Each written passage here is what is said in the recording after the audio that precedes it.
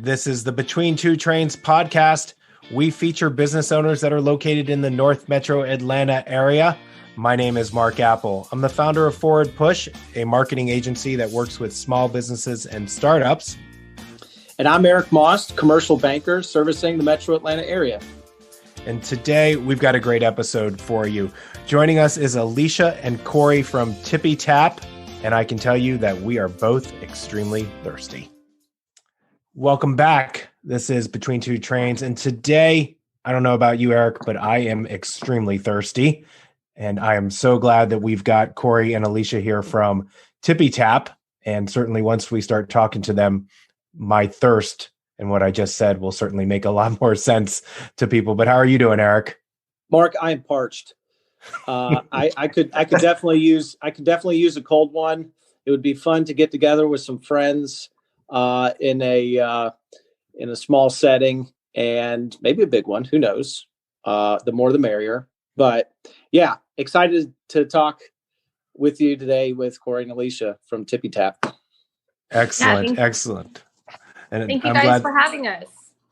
Our pleasure. So Tippy Tap. So I had a chance to go on the website, saw the pictures immediately. I think probably like most people, the first thing they do is go, wow, what is that? How cool is that? Where do I get it? And how do I make this happen? So I just threw out like 4 different questions at you, but Alicia or Cory, tell us from the beginning, where did this, crazy idea come from, and how did you get started? Yeah, so I have another company called Ace Creative Events, and I do event planning and coordination and design. And I've been doing it for about 10 or 11 years now in Atlanta. And, whenever I'm looking for new concepts and really fun things for my clients, I kept seeing those Prosecco trucks and those little mobile vehicle bar carts, but they were all in Europe. And I kept saying, golly, if they had this thing here in Atlanta, it would kill. Like every single one of my clients would want to use this thing. Plus, I wanted it. I want to use it. I want a Prosecco truck. So I randomly one day was just looking for some inspiration for an event, and I came across one that was here in the United States. And I immediately stopped what I was doing and started researching that one to see how it got here. And so that's kind of how it started. I remember telling Cory, I was like, we have to do this. Like, I just feel like it would be really, really successful, but also kind of fun and unique. And there's really nothing like it here. It's a completely new concept. So yeah, I guess it's been about 2 or 3 years in the making now. Where did you get the name Tippy Tap? I've always been curious about that. Yeah. Well, I don't know. I feel like I dreamt it up one night in bed. I was like scouring my head for ideas of a cool name, but I didn't want it was important to me that I didn't pigeonhole the truck to make people think it was only beer or only Prosecco. And a lot of people, were doing that I would see were like, well, it's a Prosecco truck or it's a beer truck. And I wanted it to just kind of be like a name that was open to any drinks, which is what we can serve pretty much. And it has taps, so I don't know, and tipsy, but I didn't want it to necessarily be tipsy. So one night Tippy Tap literally Tippy tapped into my head, and that's how it was born. So yeah. That is awesome. Well, it's a super, super fun name. I think it hints at what what it's all about. But like you said, it certainly doesn't pigeonhole it. Has this journey been fun for you? Yeah, it has actually. It's been really fun. It's also been very challenging because I think that just like with most business ideas, overall you're like, oh, it's not going to be that, in depth. And it seems on the surface like it's easy, but there's a lot of behind the scenes that goes on. And there's a lot of things that we had to figure out as time went on. It definitely was a learning process. We're a husband and wife team. So with a new baby at the same time. So it was hard, but also really fun. We get to help people make memories. We get to help people have a good time, and we get to be a part of that. And that's pretty cool. But it's still, it definitely is challenging, as any business would be. Eric, I think I would add, when you look at like an Instagram picture of a final product, it's beautiful and clean and set up, and you kind of forget or don't think to ask, how did it get to that spot? What went behind that? Who delivered it? Who cleaned it? Who set it up? Who took the pictures? And I think that's part of what we learned is just there's so much that goes on behind the scenes that we had to learn really fast. But it's been fun. And this isn't something that there's really a model for out there that we could just reproduce, like a Subway franchise where there's a handbook. So we sort of created the handbook, and there's everything that, things you wouldn't think of, like, pressure, PSIs, and which gases to use to push which drinks, and temperature differentials. And, when we first got this thing, it was electric. So it had the original 1991 2-stroke Italian engine in it. It was not electric. I mean, yeah. The only time it ever started is when the guy dropped it off to us. And so we're at events, and I'm asking the bride and groom to help me push this thing back on a trailer. Not literally, but he's joking. I'm being sarcastic, but it's it's that learning that's really made it fun. Yeah. Right. And I love hearing this story, because I think that's the best part of being an entrepreneur, and kind of like Alicia was saying, like, you come up with this idea and it's like, I've got to get this. I've got to buy this. I want to make this my thing. And then you realize when you get it, if I'm hearing correctly, you realize, oh, I don't know how to clean the keg lines. Yes, exactly. I mean, I was a bartender for years throughout, like, to help me get through college. And I worked in the service industry for a long time, and being in the event space, I was very familiar with things. But back to Cory's point, there is not a business model for this. Like, we're creating it every day as we go. And almost every event, there's something new, or people have new requests that we're trying to work out and figure out and deliver. So it's definitely been, it's been fun in the sense of it's been a challenge, but it's been pretty fun to figure those things out. And I'm pretty proud of how far we've come already, with running a beautiful and delivering a beautiful, successful product to our clients. Yeah. And so would you mind sharing some of those challenges that the clients are asking about? Because like you said, that it sounds like almost every event there might be something, I might be exaggerating there, but every time that there's a new client, they say, well, can you guys do this? Can you do that? What are some of the ones that stick out in your head where you were like, I guess so, and then pulled it off? Well, I would say that, it's been different things. Like, sometimes it's all about, like, can we even get the vehicle where people want it parked?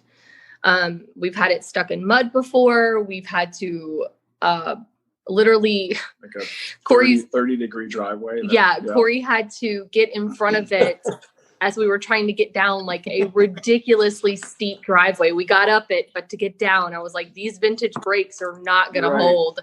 So Cory is like literally bracing himself up against the Tippy Tap. Oh, my legs were sore for 3 days, I think. And this isn't something that that you can just go down to a Ford dealership and replace, right? It's unique. So we get real nervous. And I know, Mark, we're not answering your question directly, but I will share the first, maybe the third month that we had this thing. I won't give you the details, but essentially I let it fall off of the trailer down a steep hill and into my house. So we actually completely wrecked this thing 3 months into business. And we've got it all on a Ring video, by the way. We've got the whole thing captured on Ring, which Alicia loves to show anyone that will watch. But anyway, I would say, it's more been about the delivery, because to Alicia's point, she gets the service industry side. I mean, all of that has been, really hasn't missed a beat. So it's been more about learning the mechanical part.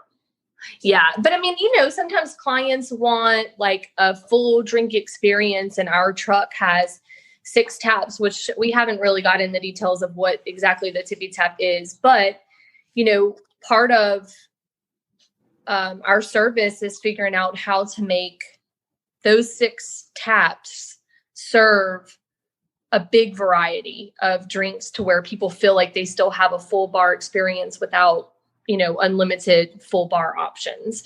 So like a good example is we had a birthday party where they knew that people were going to be wanting to have bourbon drinks and vodka drinks, and we can do cocktails on tap, but she didn't know what cocktail they would want. So we literally put bourbon on a tap and we put vodka on a tap.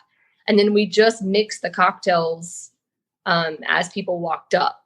So, but just kind of like figuring out that we can even put bourbon on a tap and that kind of stuff. So, and every event's so different. Like some events, people just want like it to be a craft beer bar and they just want like 6 different beers and a beer experience. We've done, wines. We've done a big assortment of different stuff like beer and wine and Prosecco and then some cocktails on the tap. And we even have a wedding for this year that they want us to do a craft soda bar. And so we're going to have to try and figure out recipes on how to make these craft sodas on the lines. And that'll be fun. So never a dull moment. I mean, so I don't think we actually defined, who exactly is and where geography, where do you serve? Who do you serve? What's the ideal, profile look like? Yeah. So we are located in the city of Atlanta, but we're willing to travel. We actually have a wedding in Cashiers, North Carolina this year. So we definitely can travel. Obviously there's a travel fee, but if the location fits and the date's available, we would love to be there. As far as clients, there's, an ideal client is someone who is excited about giving their guests a different bar experience. So we're open to any event. It does not have to be a wedding. It can be a birthday party. We've done baby showers. We've done, girls' nights. Any kind of event, especially with COVID, people are just kind of starting to have like, hey, I want to have a few friends over and, can you guys just come set up and, serve us? We've also done some corporate stuff and some conferences. So we can serve drinks or beverages for really any kind of event. Very cool. And when it comes to your favorite events to do you have one? Obviously no event is created equal. They're all unique. But whether it's a corporate event or a birthday party or a wedding, is there something that you tend to enjoy more than others, and why? Well, tough question. No, it's the ones that pay the most, but maybe we don't include that in the podcast. I don't know. No, there's 2 ways to answer that. I think the ones from a business standpoint that we like the most, we did a 4-day conference at an actual conference center. So we had to drop the Tippy Tap off once, and it was there. We worked it for 4 days and then picked it up after that. So, that's a great, we get 4 days in a row and only have to move it once. That's a win for me. But I think ultimately I would say weddings, because Alicia and I really ever since our wedding have really we just love weddings. We love being a part of those events. We love, exceeding people's expectations around the drinks. I think we were at one and it was raining, a torrential rain. And we had our servers actually get some trays and start taking drink orders inside the house where everyone had to kind of shelter in place because it was raining so hard. So just, looking for those opportunities to exceed people's expectations is always something that we have done as a couple. So I would say weddings or any of those once in a lifetime kind of events, we really like to be a part of. Yeah. Excellent. Why don't we take a break here so that we can go ahead and pay some bills and keep the lights on. And when we come back, I would love to hear how the pandemic affected the business. Certainly, events seem to have come to a halt, and I want to know what that meant for the Tippy Tap. So we'll be back in 30 seconds on Between Two Trains. A great website, search engine marketing, email newsletters, videos on YouTube, and don't forget Facebook and Instagram for social media. How is a local business owner supposed to keep up with marketing their business and also be responsible for running their business? The truth is, you can't. And you don't have to grow your company alone. Find out how other business owners are doing it when you schedule your free marketing consultation at forwardpush.com. We're local and ready to help you. Excellent. We are back with Cory and Alicia from Tippy Tap, and we ended the first segment about the types of events that y'all love doing. We heard 4-day conference. Weddings are certainly something that is a great opportunity for you as well. But 2020 and events seem two words that don't really match up. What did the pandemic do to your business, and how did you get around what was happening? And I guess get around, pun intended. Yeah. So whenever the pandemic hit, I was, in general, 2020 was going to be the beginning of the year. We were going to do this hard push to start letting people know that we were in Atlanta and we were ready to go.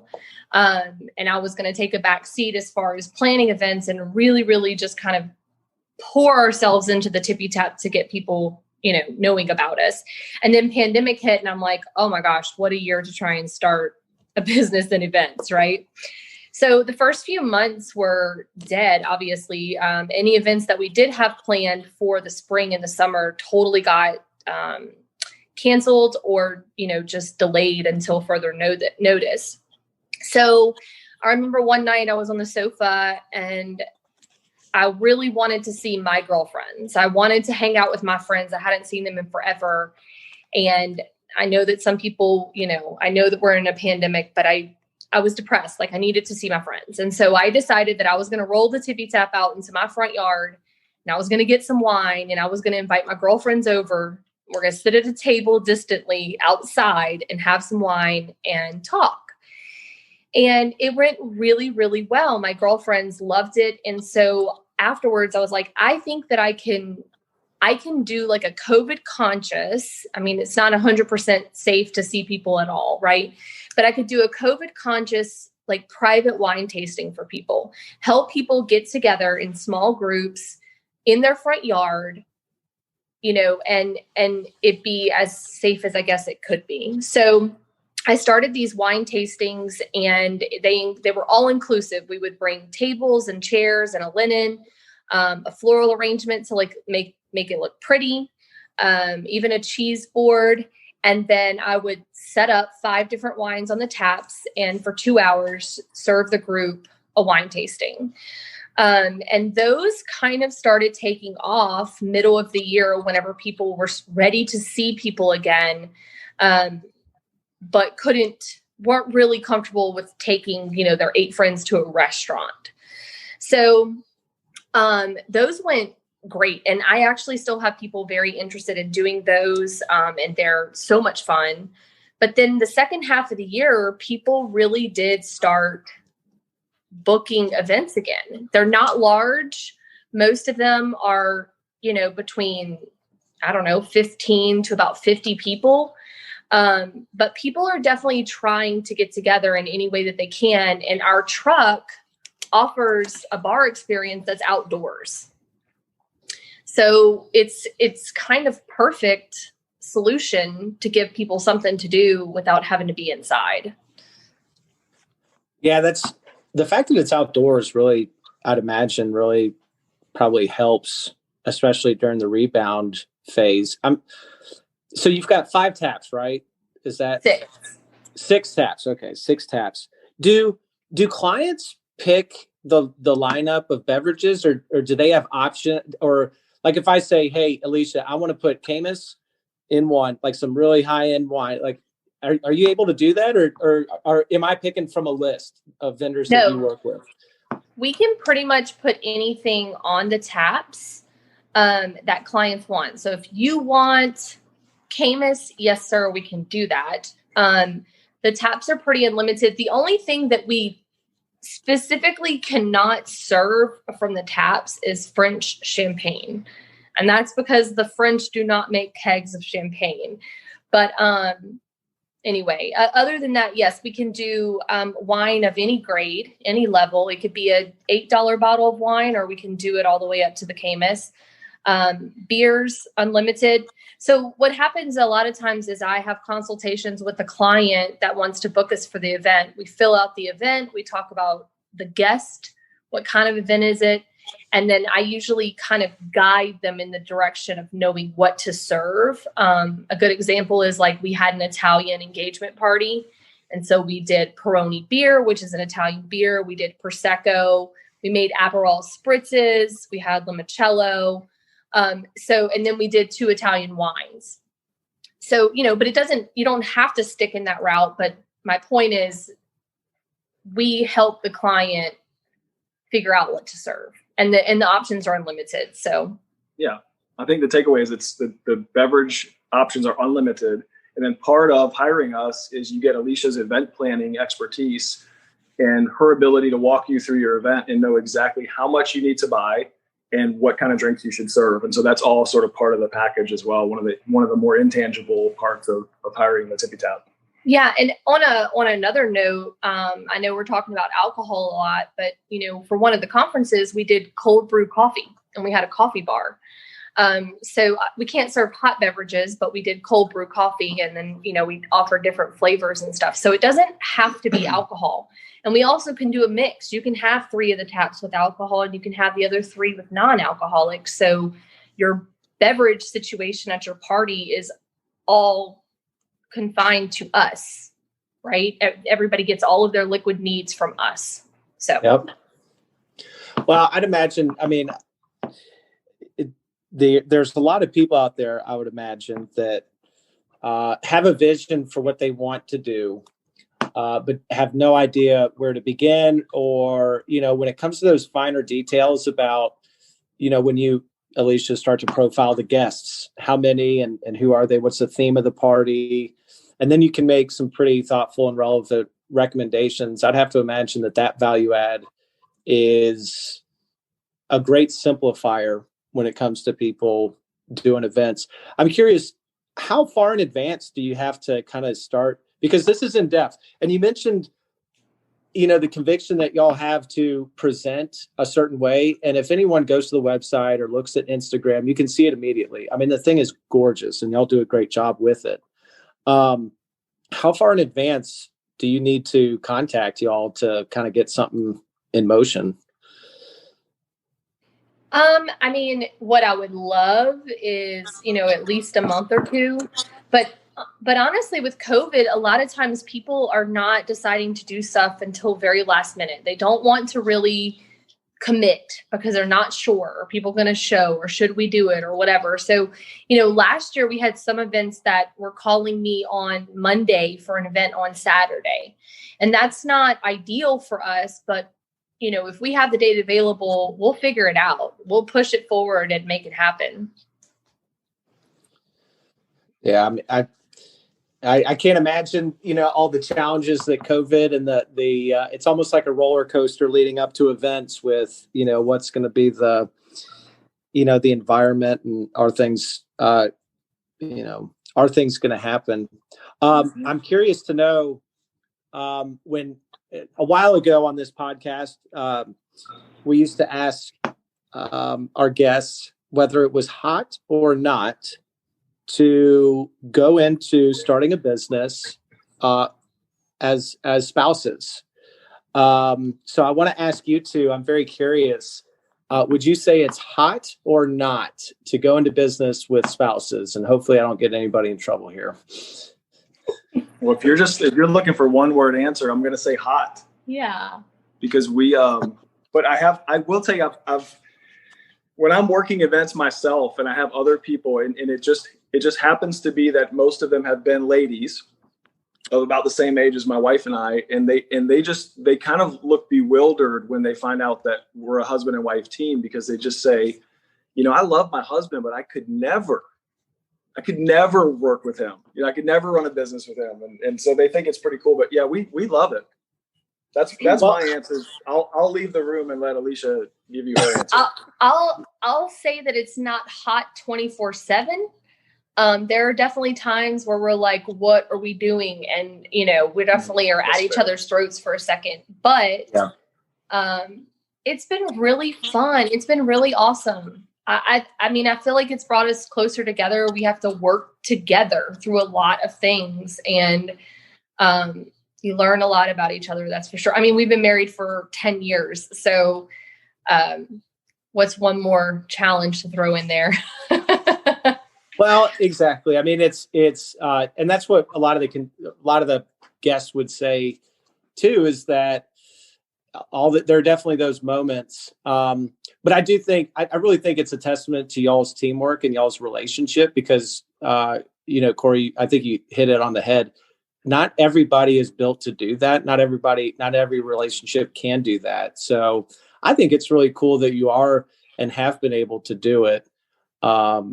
And it's always an interesting question, though.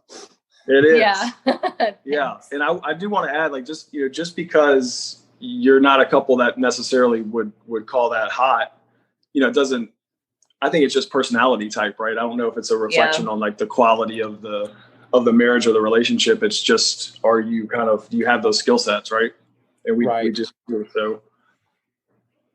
Yeah. And I think we communicated a lot before we started the company, or, in the very beginning stages, just kind of goals and knowing that we're building something together. So, it's something that we're doing together. I don't know how else to frame that. Mark, do you guys do a marriage counseling podcast for entrepreneurs? Just that's an unrelated question for a friend. Coming soon, and I think we have our first guest, so we're good. we're good on that one.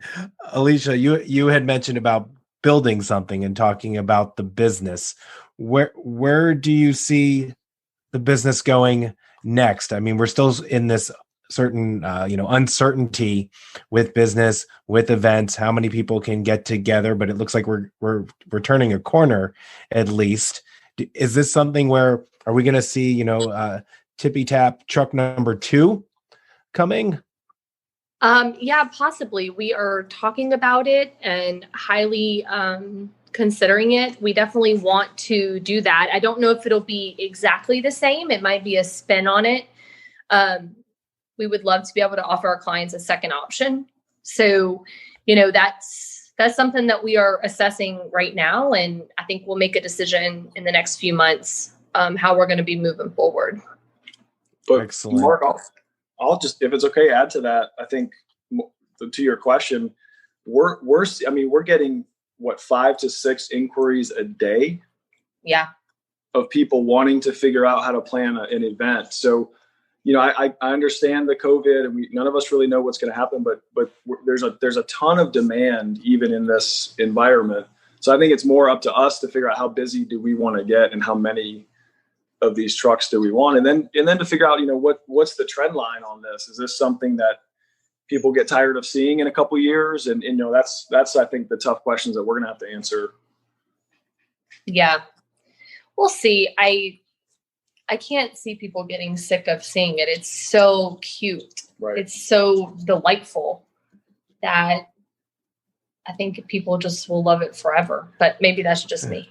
Well, I don't know many people that get sick of seeing a tap that they can walk up to and fill a glass with. So I think you guys are pretty safe there. So where can our listeners find out more about Tippy Tap and, the possible expansion, finding out what you do, what they can get served in those glasses that we were talking about, and all things Tippy Tap? Yeah. So I'm not even sure that I addressed like what the Tippy Tap is, like explained it at all. So for people that maybe are a little confused on what it is, it's a vintage Italian Piaggio Ape that we had imported from Italy and converted to be a 6-tap mobile bar. And we also convert it to electric. So it has a little electric engine in it, and we trailer it and drive it to the event and then drive it off, to park it. We have servers that serve the beverages during the events, and all 6 taps can serve 6 different things. And for people to get more information or to, just talk to me about their event and see what we could do, they can go to our website, which is tippytap.co. Or I'm definitely more active on Instagram, and our Instagram is tippy.tap.co, and that's tippy.tap.co. But our Instagram is definitely more active. And then also the website. So. Yeah, I highly encourage our listeners out there, check them out on Instagram. Once you see, if you don't know what a vintage, I don't even know what Alicia said, but if you don't know what the Tippy Tap vehicle is, go to Instagram and you'll see it, and you'll immediately, it's a 3-wheeled vehicle. It's very cool, very cute, and always have something cold on tap.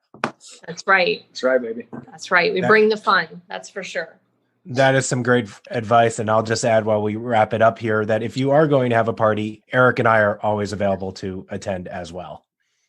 I will loosen my schedule. Great. Excellent. Well, this has been another episode of Between Two Trains with Alicia and Cory from Tippy Tap. Thank you so much for joining us today. We've got another episode coming up in a couple weeks, and we look forward to your feedback and letting us know what you think. Thanks for listening.